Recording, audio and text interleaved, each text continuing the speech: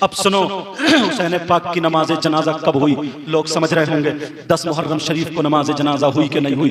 10 محرم کو حسین پاک کی نماز جنازہ نہیں ہوئی، بلکہ 11 محرم شریف کو حسین پاک کی نماز جنازہ ہوئی ہے۔ نماز جنازہ کن لوگوں نے پڑھی ہے یہ بھی بتا دوں۔ کربلا شریف کی برابر میں ایک بستی رہتی تھی جس بستی کا نام مقام غادریہ ہے، وہاں کے رہنے والے لوگ انہوں نے 11 محرم کو آ کر کے نماز جنازہ پڑھی ہے۔ ایک قبر شریف میں حضرت علی اصغر، حضرت علی اکبر اور امام حسین پاک، یہ تینوں باپ بیٹے ایک قبر شریف میں ہیں۔ کربلا میں ابھی رمضان سے پہلے گیا تھا تو جا کر کے دیکھا وہاں پہ ایک روضہ شریف ان 3 باپ بیٹوں کا ہے، برابر میں ایک صحابی رسول ہیں جن کا نام حبیب بن مظاہر ہے، ان کا روضہ برابر میں ہے۔ ادھر برابر میں جتنے بھی شہداء تھے سب اسی میں ایک ہی قبر میں ہے۔ حضرت ہرگا 5 کلومیٹر پہ دوری پہ جا کر کے ہے، سمجھے۔ اور جو حضرت محمد اور ابراہیم جو تھے مسلم بن عقیل کے بیٹے، ان کا مسیب میں مزار شریف ہے۔ یہ میں نے بتا دیا۔ اب سنو 11 محرم کو نماز جنازہ ہوتی ہے، ان لوگوں نے آ کر کے پڑھی۔ اب ذہن میں ایک سوال یہ آتا ہے، اللہ نے ان یزیدیوں کے دل میں یہ رحم کیوں نہیں ڈالا؟ کم سے کم اتنا دل میں رحم ڈال دیتا کہ وہ یزیدی نماز جنازہ پڑھ کے چلے جاتے، کم سے کم پوری رات بغیر نماز جنازہ کے۔ سننے کی بات ہے، بغیر نماز جنازہ کے حضرت امام حسین پاک لیٹے رہے اور شہداء لیٹے رہے۔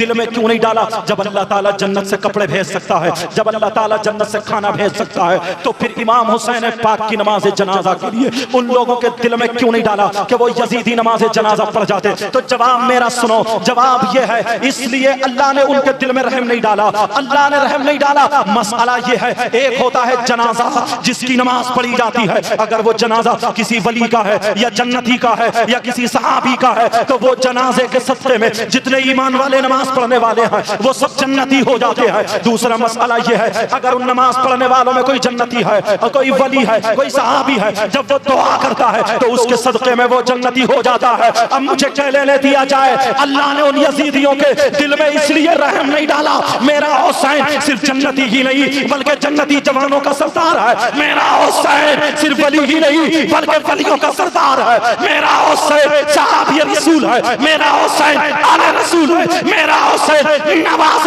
رسول ہے۔ اس لیے حسین پاک کی نماز جنازہ کے دل میں ان یزیدیوں کے دل میں نہیں ڈالا۔ اگر وہ یزیدی حسین کی نماز جنازہ پڑھ لیتے تو وہ جنتی ہو جاتے، لیکن اللہ کو یہ گوارا نہیں تھا جو نبی کے بچوں کو ستائے وہ جنت میں جائے، جو نبی کی بچیوں کو بھوکا پیاسا رکھے وہ جنت میں جائے، جو اولاد رسول کو تڑپائے وہ جنت میں جائے۔ اللہ کو یہ گوارا نہیں تھا، اللہ نے کہا او یزیدیوں تم حسین کی نماز جنازہ نہیں پڑھ سکتے، اس لیے تمہارے لیے جہنم ہے اور حسینیوں کے لیے جنت۔ نعرہ تکبیر!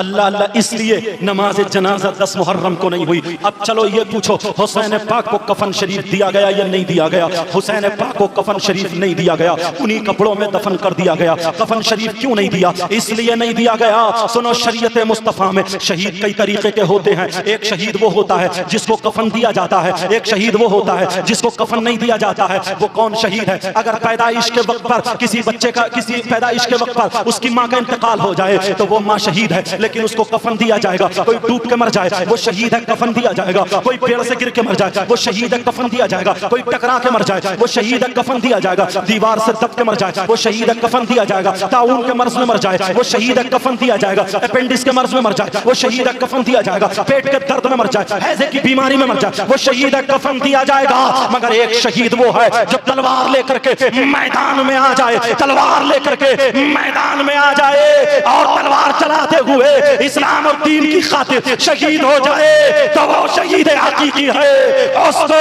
کفن بھی نہیں دیا جائے گا، غسل بھی نہیں دیا جائے گا۔ اللہ نے جنت سے کپڑے اس لیے نہیں بھیجے تاکہ کوئی مولوی یہ نہ کہہ دے کہ حسین کو کفن شریعت کے خلاف دیا گیا، جبکہ میرا حسین لاجواب ہے۔ پھر بھی بعض مولویوں نے کہا حسین حکومت کے لیے گئے تھے، حسین رئی کی حکومت کے لیے گئے تھے، اور وہ یزید کو قسطنطنیہ والی حدیث نہ کر کے جنتی ہونے کا دعویٰ کر رہے ہیں۔ اب ذرا سنو، اگر میرے حسین کے لیے کپڑے آ جاتے تو کوئی مولوی انگلی اٹھا دیتا، مگر میرے اللہ کو گوارا نہیں تھا۔ حسین پیدا ہوا تو شریعت مصطفیٰ پر زندگی گزاری، تو شریعت مصطفیٰ پر کھایا پیا اٹھا بیٹھا رہا جیا، شریعت مصطفیٰ پر دنیا میں शरीयत मुस्तफा पर, और दुनिया से गया तो भी शरीयत मुस्तफा पर। सुभान अल्लाह सुभान अल्लाह। और सुनो क्यों नहीं दिया गया। एक किताब है जिसका नाम अस्वाइक़, आपने सुना होगा, उसमें एक नुक्ता मैंने अखज़ किया, सुनने की बात है, सवाइक़ मुहर्रिक़ा, सुनने की बात है ये। जब शहीद होता है, इमाम हुसैन पाक भी शहीद हुए, तो मीज़ान लगा होगा। मीज़ान बोलते हैं उस तराजू को जिसमें नेकियां और गुनाह तोले जाते हैं। तो वो लिखते हैं, कहते हैं हुसैनियों के गुनाह एक पल्ले में रखे जाएंगे और हुसैन पाक के वो खूनी कपड़े एक पल्ले में रखे जाएंगे। जितने गुनाह उन कपड़ों पे चढ़ जाएंगे, अल्लाह ताला उन कपड़ों के सदक़े में हुसैनियों के गुनाह माफ कर देगा। अल्लाह अल्लाह। सुनो, किसी के जहन में ये बात आ सकती है हुसैन के कपड़े 5 किलो के होंगे, हुसैन के कपड़े 7 किलो के होंगे, हुसैन के कपड़े 10 किलो के होंगे, 10 किलो से ज्यादा नहीं होंगे, यही तो जहन में आ सकती है। मगर मुझसे पूछो हुसैन के कपड़ों का वजन पूछो, सुनते चले जाओ। जब शहीद होता है और उसके खून के कतरे निकलते हैं, हुसैन पाक जब शहीद हुए उनके खून के तमाम कतरे निकले, जमीन पे गिरे या कपड़ों पे लगे, और तमाम कतरों में सबसे छोटा वाला कतरा अगर उसका वजन किया जाए, वो किताब में लिखते हैं, वो छोटा वाला कतरा एक पल्ले में रखा जाए और जमीन के 7 बड़े बड़े पहाड़ एक पल्ले में रखे जाए, जबल अबू कुबैस, जबल तूर, जबल और 7 बड़े बड़े पहाड़ एक पल्ले में रखे जाए। किताब में लिखा है हुसैन के खून का छोटा वाला कतरा 7 जमीन के पहाड़ों से वजन में ज्यादा होगा। हुसैन के कपड़ों का आलम क्या होगा। सुभान अल्लाह सुभान अल्लाह। नारे तकबीर, नारे तकबीर, नारे रिसालत, नारे रिसालत। बहुत खूब, सुभान अल्लाह सुभान अल्लाह। तेजी से बता दूं, खत्म करने के लिए जा रहा हूं। अच्छे शोरा को भी आपको सुनना है, अल्लाह अल्लाह जाना नहीं है। एक से टॉप का शायरी यहाँ पर जलवागर है, आपके लबो लहजे में वो सुनाएंगे इंशाअल्लाह। वो आपकी रंगों पे से वाकिफ हैं, वो सब कुछ जानते, हालात को मद्देनजर रखते हुए इंशाअल्लाह पढ़ेंगे। अल्लाह सबके इल्म और अमल में बरकत अता फरमाए। अब सुनो, हुसैन पाक का जिस्म पाक करबला शरीफ में है, लेकिन सर पाक को लेकर के ये जालिम चलते हैं। जो नेज़ा, उस नेज़े, वो नेज़ा ख्वाली के हाथ में है, जिस नेज़े पे इमाम पाक का सर है। आपने कुरान की एक आयत सुनी होगी, उलमा से सुनी होगी, वला तक़ूलू लिमन युक़तलू फी सबीलिल्लाहि अमवात बल अहयाउन वलाकिन ला तशऊरून। जो अल्लाह की राह में कत्ल किए जाएं, मतलब शहीद जो है उन्हें तुम मुर्दा ना कहो, बल्कि वो जिंदा है। तुमने ये बात सुनी होगी, अगर कोई शहीद हो, उसका सर उधर हो, उसका जिस्म इधर हो। अब तुम यहाँ झारखंड के बड़े से बड़े MBBS डॉक्टर को ला करके बिठा दो, MD को ला करके बिठा दो और कहो सुनो देखो जरा हमारे मरीज को आकर के देख लो, वो कहेगा तुम पागल हो, अरे ये जिंदा है, सर उसका वहां है, जिस्म उसका वहां है। पूरे हिंदुस्तान के बड़े से बड़े डॉक्टर को ला दो,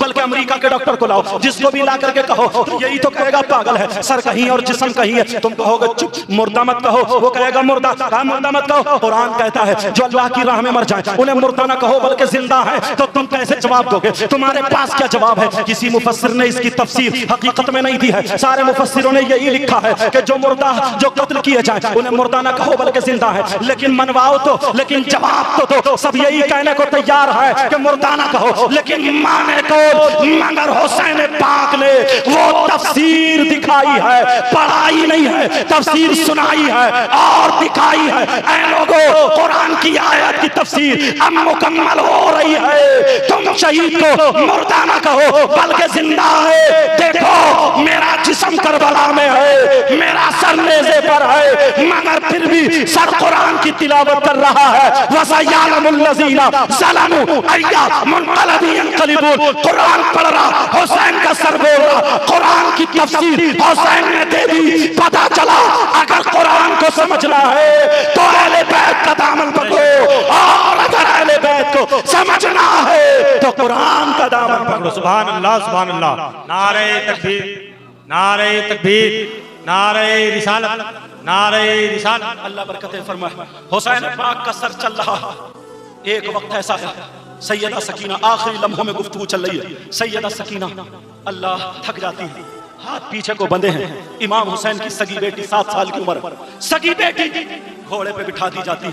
وہ لوگ ڈھول دھماکوں کے ساتھ اپنی کامیابی فتح کے نعرے لگاتے ہوئے جا رہے تھے، مگر بتاؤ صحیح میں فتح کامیابی کس کی ہوئی؟ حسینیوں کی ہوئی یا یزیدیوں کی ہوئی؟ اگر یزیدیوں کی ہوئی ہوتی تو تمہیں ایسے معلوم ہوتا، حسینیوں کی ہوئی ہے، میں بتاؤں کیسے؟ سنو، حسین پاک سے پہلے کسی شخص کا نام حسین نہیں تھا، کسی شخص کا نام حسن نہیں تھا۔ یزید سے پہلے کئی صحابہ کا نام یزید تھا، کئی ماؤں نے اپنے بیٹوں کا نام یزید رکھا تھا، لیکن جب یہ کربلا کا واقعہ ہوا ہے اس کے بعد کسی ماں نے اپنے بیٹے کا نام یزید نہیں رکھا ہے، اور گھر گھر میں دیکھ لو حسین پیدا ہو گئے ہیں، کسی کا نام محمد حسین ہے، کسی کا ابرار حسین ہے، کسی کا نام غلام حسین ہے۔ اب بولو، کربلا میں ایک سید بچا تھا جس کا نام امام زین العابدین ہے، اور وہاں پہ 22,000 کا لشکر تھا، کتنے یزیدی تھے؟